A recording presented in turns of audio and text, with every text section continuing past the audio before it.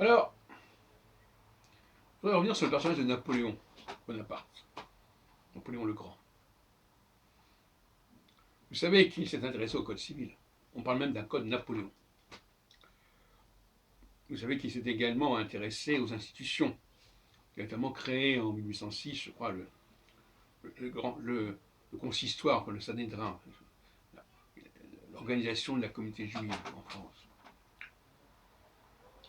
Par ailleurs, on sait aussi qu'il a eu un certain nombre d'affaires sentimentales, et d'autre part, qu'il a été un grand chef de guerre, entre autres. Tout ça, c'est un ensemble qui peut paraître disparate, et en réalité correspond aux deux facettes du leader. La question de la femme étant une sorte d'interface, permettant le passage d'une phase à une autre, ce que j'appelle la femme annonciatrice. On est dans le système ternaire, en fait. Et la femme permet d'accoucher la nouvelle phase, soit en se rapprochant du leader, soit en s'en éloignant, en le libérant en quelque sorte. Par conséquent, quand un leader passe par une phase de conjonction, il faut s'attendre à ce qu'il développe sa facette de gestion du passé, mais aussi sa facette de gestion des structures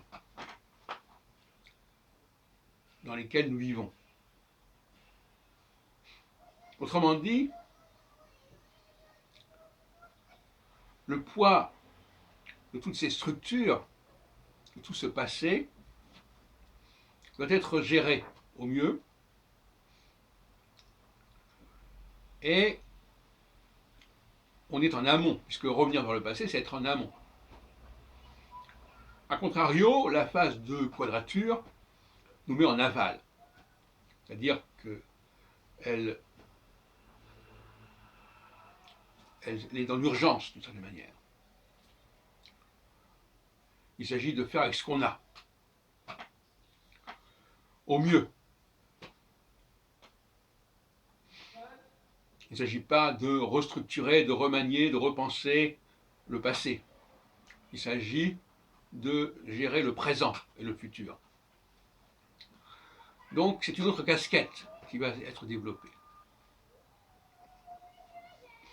Et comme j'ai dit hier dans mon entretien avec le directeur de la bibliothèque astrologique numérisée, M. Dominique Trochet, je rejette les travaux de Michel Gauquelin parce qu'il tombe dans le travers qui est celui des astrologues, et Gauquelin a bien connu le milieu astrologique, a bien étudié l'astrologie dans sa jeunesse. Et en fin de compte, il est marqué par cette formation première. À savoir, il n'est pas nécessaire d'avoir plusieurs planètes pour expliquer la diversité d'un comportement. Mais qu'une seule et même planète, prise dans un processus cyclique, va passer par des phases successives. Donc ça a été l'erreur majeure de Gauquelin, et de beaucoup d'astrologues d'ailleurs. Gauquelin finalement n'a fait que décanter le thème astral, mais il en a gardé l'idée d'une pluralité planétaire. Ce qui fait qu'au bout du compte, il est arrivé à 5 planètes, ce qu'on appelle le quintet planétaire de Gauquelin: Mars, Jupiter, Saturne, Lune, Vénus. Bien qu'en 1955, il n'avait que les 3 premières. Et c'est ça le grand défaut de beaucoup d'astrologues. Par exemple, même Jean-Pierre Nicolas n'a pas su basculer vers le monoplanétarisme. Il a gardé toutes les planètes, y compris d'ailleurs, beaucoup plus que Gauquelin, y compris les planètes transsaturniennes.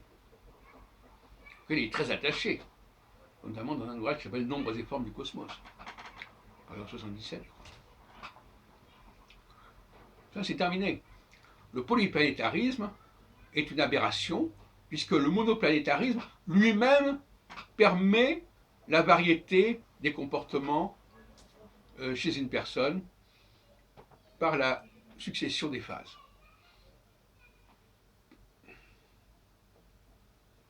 Et donc Napoléon, il faut faire quand on étudie un leader, il faut montrer que à telle et telle période, il est passé plutôt vers une priorité dans un sens ou une priorité dans l'autre sens.